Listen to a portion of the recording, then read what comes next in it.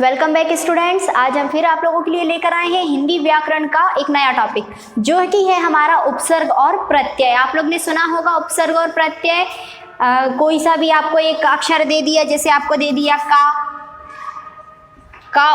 प्रत्यय लगाकर शब्द बनाओ, या ता प्रत्यय लगाकर शब्द बनाओ, या फिर आ उपसर्ग लगाकर शब्द बनाओ, तो ये लगते कहाँ हैं? आगे, शब्द के आगे लगते हैं या शब्द के पीछे लगते हैं? उपसर्ग कहाँ लगता है? हमने कोई भी एक शब्द दे दिया, यहाँ पर आपको दिया हमने सत्य दे दिया। अब आपसे बोला है कि सत्य में आपको उपसर्ग लगाना है आ, ठीक है। सत्य में आपको क्या लगाना है? उपसर्ग लगाना है आ। अब आप लोग को ये समझ नहीं आता कि सत्य के यहाँ पर हम आ लगा दें या सत्य के यहाँ पीछे हम आ लगा दें, ठीक है। तो आज हम आपको यही चीज़ क्लियर करेंगे कि यदि आपको क्वेश्चन में प्रत्यय या उपसर्ग लगाने को आते हैं तो वो शब्द के आगे लगते हैं या पीछे लगते हैं। तो सबसे पहले हम देख लेंगे, हमारा है उपसर्ग। उपसर्ग शब्द के कहाँ पर लगता है? तो उपसर्ग शब्द का अर्थ होता है समीप आकर नया शब्द बनाना। क्या होता है इसका मतलब? कि कोई सा भी एक शब्द हमने यहाँ पर लिखा और उसके समीप यानी पास आकर कोई सा नया शब्द बनाना, अर्थात यह किसी शब्द साथ लगाकर नया शब्द बनाता है। उपसर्ग लगाने के बाद शब्द का अर्थ बदल जाता है। क्या होता है इसमें कि जो उपसर्ग होता है वो शब्द के कहाँ पर लगता है? आगे लगता है, ठीक है। जैसे हमने आ लगाकर आपको उपसर्ग बनाने को दिया है, तो हम यहाँ आ जोड़ देंगे और क्या बन जाएगा? जो सत्य था वो पीछे लग जाएगा, तो इसका क्या हो गया? असत्य। अब आप लोग देखेंगे सत्य क्या मतलब होता है? सही, ठीक है। लेकिन जब हमने इसमें आ और जोड़ दिया तो ये हो गया असत्य। असत्य मतलब गलत। तो हमने पहले हमारे पास क्या था? सत्य यानी सही था, लेकिन जब हमने उसमें आ को और ऐड कर दिया तो आप लोग देखेंगे कि हमारा जो शब्द है उसका अर्थ क्या हो गया? बिल्कुल बदल गया, उसका विपरीत हो गया। तो यहाँ पर हम कुछ इसके उदाहरण देख लेंगे। जैसे यहाँ पर आ है, इसमें आपको सत्य, समानता, धर्म और जय। यदि हम यहाँ पर देखेंगे तो इनके अर्थ जो है, सत्य का अर्थ अलग होगा, समानता का अर्थ अलग होगा, धर्म का अलग होगा और जय का अलग होगा।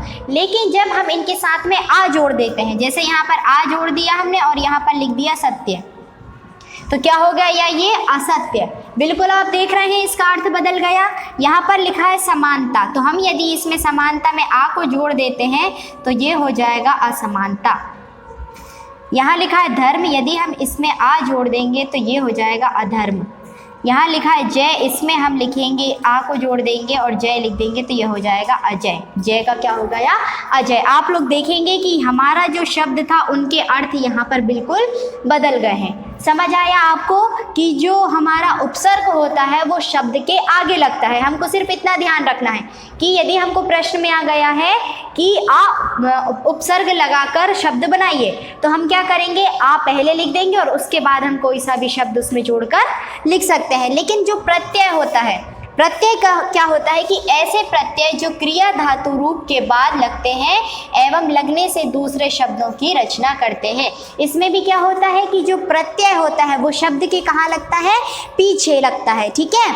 और फिर क्या बनाता है? वो एक दूसरा नया शब्द बनाता है। तो यहाँ पर यदि हम इसकी कुछ उदाहरण देखेंगे तो यहाँ पर लिखा है शत्रु, तो हमने यहाँ शत्रु लिख दिया और हमको क्या कहा गया है कि कहाँ लगाना है? हमें शब्द के पीछे लगाना है। और हमको हमारा क्या प्रत्यय, प्रत्यय हमको क्या जोड़ना है?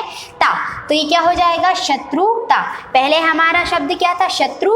जब हमने उसमें ता को और जोड़ दिया है तो क्या हो गया? वो शत्रुता हो गया। आप देखेंगे दोनों के जो अर्थ हैं वो भी बिल्कुल बदल गए हैं। ये लिखा है सरल और ये क्या है? हम इसमें ता जोड़ देंगे तो ये हो जाएगा सरलता। ये है मित्र, हम इसमें ता को और जोड़ेंगे तो ये हो जाएगा मित्रता। यहाँ है सफल, इसमें हम ता को और ऐड करेंगे तो क्या हो जाएगा? सफलता। आप लोग देखेंगे कि क्या है आपका ये जो एक दूसरा शब्द बन गया है हमारे पहले शब्द के बदले, ठीक है। आपको इसमें कितनी चीज़ें याद रखनी है? केवल 2 चीज़ें। एक तो उपसर्ग में जो होता है आगे लगाते हैं और प्रत्यय जो लगते हैं वो शब्द के पीछे लगाते हैं। यदि आप ये दोनों चीज़ें याद रखेंगे तो आप बिना मिस्टेक किए किसी भी उपसर्ग और प्रत्यय वाले प्रश्न को सॉल्व कर सकते हैं।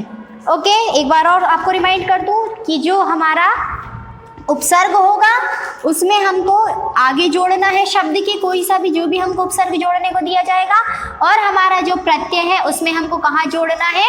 पीछे जोड़ना है। ठीक है। और क्या होता है, ये किसी नए शब्द की यदि हम इसमें भी जोड़ेंगे तो इसमें हमारे शब्द का अर्थ बदल जाता है, बिल्कुल विपरीत हो जाता है। और इसमें क्या होता है कि नए शब्दों की रचना होती है। ठीक है, ये दोनों आपको क्लियर हो गए। फिर मिलेंगे हम नेक्स्ट क्लास में। Thank you.